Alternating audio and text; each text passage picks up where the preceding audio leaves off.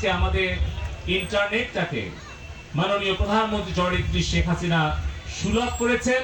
আমাদের এই পঞ্চগড়ের 5টি উপজেলা সহ আমাদের সারা বাংলাদেশে উপজেলা এবং জেলা পর্যায়ে 555টি Joy smart service employment training center আমরা নির্মাণ কাজ শুরু করেছি।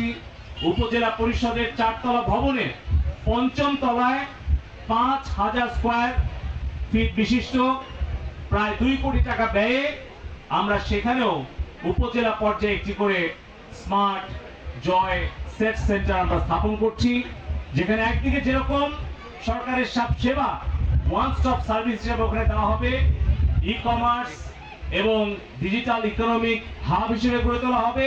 আমরা আশা করছি আমাদের আগামী 5 বছরে আমরা আইটিএস সেক্টরে আরো নতুন করে 10 লক্ষ তরুণ তরুণীর কর্মসংস্থান আমরা সৃষ্টি করতে পারবো এবং আমরা এই আইটি সেক্টর থেকে আমরা $5 বিলিয়ন বেশি আমরা রপ্তানি আয় নিশ্চিত করতে পারবো।